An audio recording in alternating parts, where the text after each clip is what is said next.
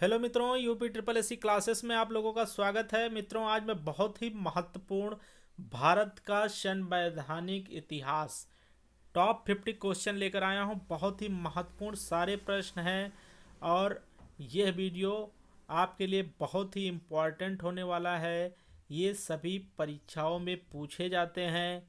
दोस्तों, इसका पीडीएफ भी मैं डिस्क्रिप्शन बॉक्स में दे दूंगा, आप लोग वहां से अपलोड कर सकते हैं।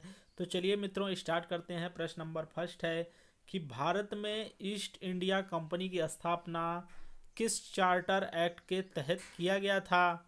तो भारत में ईस्ट इंडिया कंपनी की स्थापना 1600 ईस्वी के चार्टर एक्ट के तहत किया गया था। नेक्स्ट है कि ईस्ट इंडिया कंपनी ने भारत में अपना कार्य कहां से प्रारंभ किया? तो सूरत से प्रारंभ किया। नेक्स्ट प्रश्न है कि आंग्ल भारतीय विधि संहिताओं के निर्माण एवं विकास की नींव कहां से प्रारंभ होती है? तो ये 1600 ईस्वी के चार्टर से ही प्रारंभ होती है।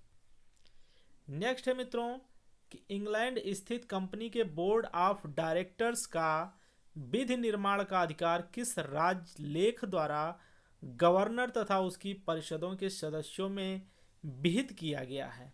तो ये सन 1726 के राजलेख चार्टर द्वारा जो है मित्रों विहित किया गया है। नेक्स्ट है कि किस अधिनियम द्वारा कंपनी में गवर्नर जनरल का पद सृजित किया गया है? तो 1773 के रेगुलेटिंग एक्ट के तहत गवर्नर जनरल का पद सृजित किया गया। नेक्स्ट है कि गवर्नर जनरल वारेन हेस्टिंग्स के 4 सदस्यीय परिषद में पार्षद कौन कौन से थे?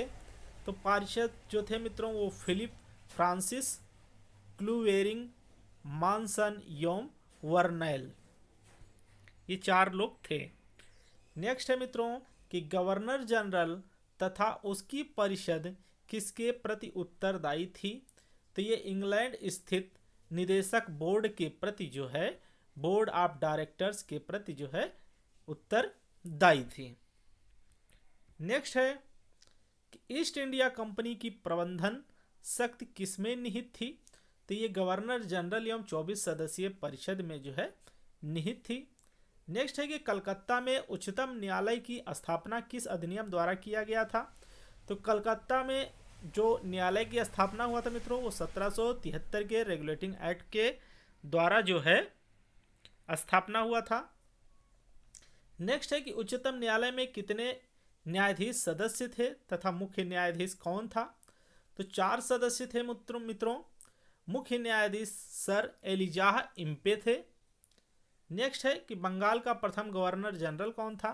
तो वारेन हेस्टिंग्स जो है प्रथम जनरल गवर्नर थे। नेक्स्ट है मित्रों कि रेगुलेटिंग एक्ट 1773 के तहत कोलकाता में उच्चतम न्यायालय की स्थापना कब की गई? तो 1774 ईस्वी में की गई। नेक्स्ट प्रश्न है, बहुत ही महत्वपूर्ण ये सारे प्रश्न हैं। नेक्स्ट है कि ईस्ट इंडिया कंपनी पर संसदीय नियंत्रण का प्रथम प्रयास किस अधिनियम द्वारा किया गया था? तो ये रेगुलेटिंग एक्ट 1773 के द्वारा जो है किया गया था।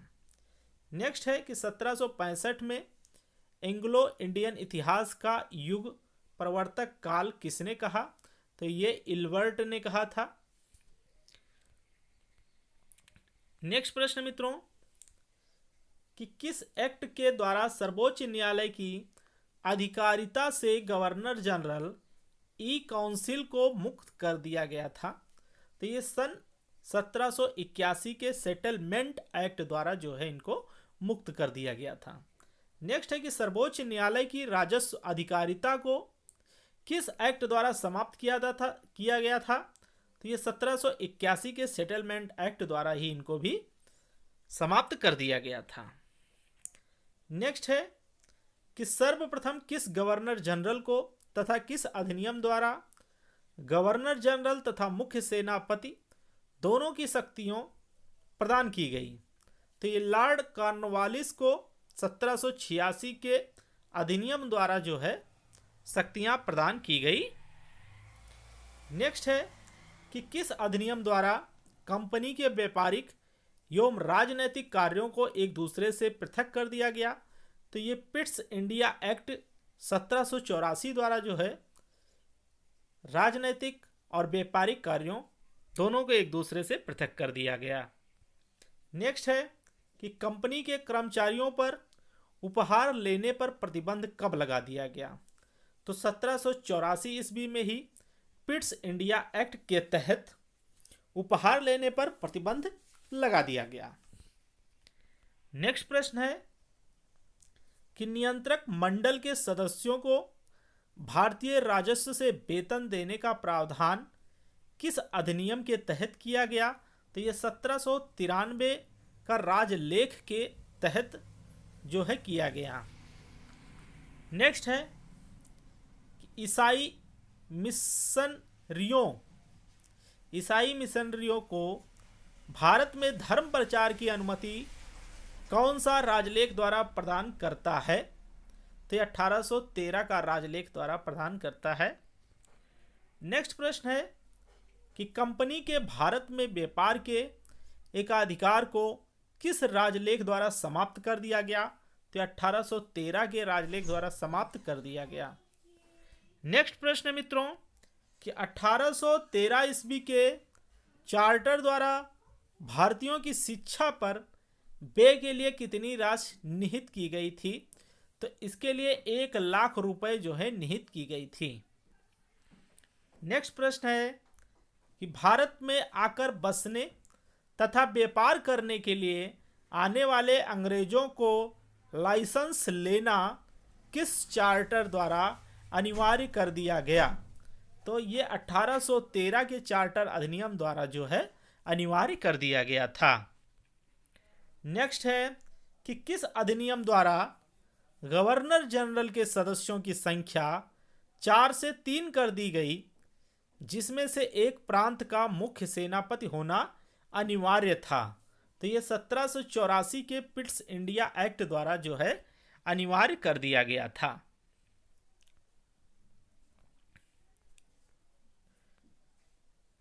नेक्स्ट प्रश्न है मित्रों कि मुख्य सेनापति का गवर्नर जनरल की परिषद का स्वतः ही सदस्य होने का अधिकार कब समाप्त हो गया।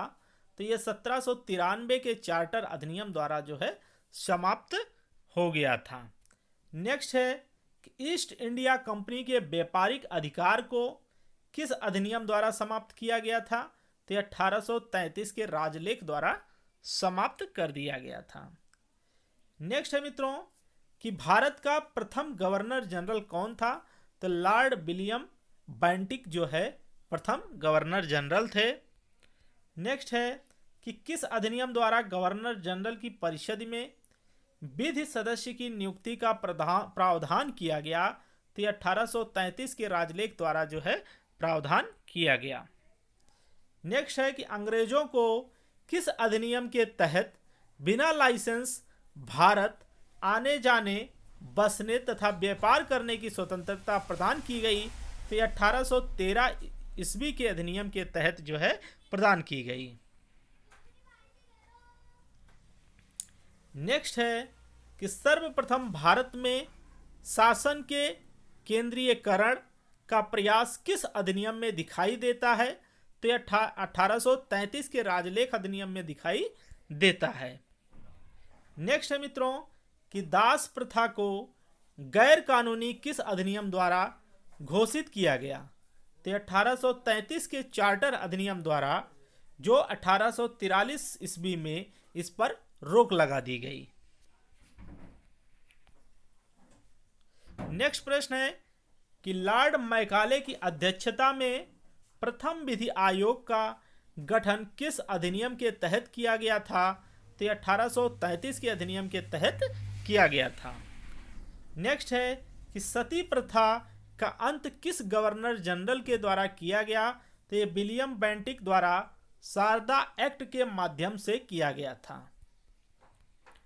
नेक्स्ट है कि किस अधिनियम के द्वारा भारत के लिए 12 सदस्यीय विधान परिषद की स्थापना करते हुए कार्यपालिकीय एवं विधायी कृत्यों को पृथक कर दिया गया।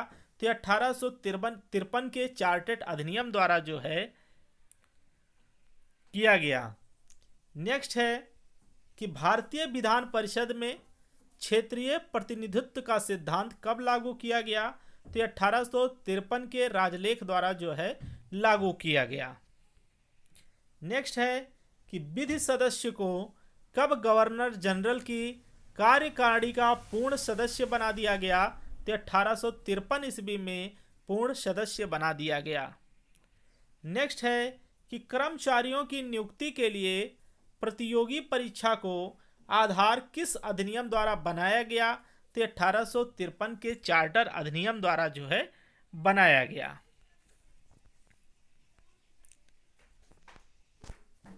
नेक्स्ट है मित्रों कि भारत में कंपनी शासन का अंत किस अधिनियम द्वारा किया गया? तो 1858 के अधिनियम द्वारा किया गया। नेक्स्ट है कि भारत में 1858 में कंपनी शासन के अंत के पश्चात शासन संचालन की शक्ति किसमें निहित की गई? तो यह भारत मंत्री एवं 15 सदस्यीय भारत परिषद में जो है शासन संचालन की शक्ति जो है निहित की गई। नेक्स्ट है कि भारत परिषद के सदस्यों यानी 15 की नियुक्ति कौन करता था? तो ये करता था 8 सदस्य सम्राट द्वारा तथा 7 बोर्ड के डायरेक्टरों द्वारा नियुक्त होते थे। नेक्स्ट है कि भारतीय मामलों पर किस अधिनियम द्वारा सीधे ब्रिटिश संसदीय नियंत्रण स्थापित हो गया? तो यह 1858 के अधिनियम द्वारा जो है स्थापित हो गया।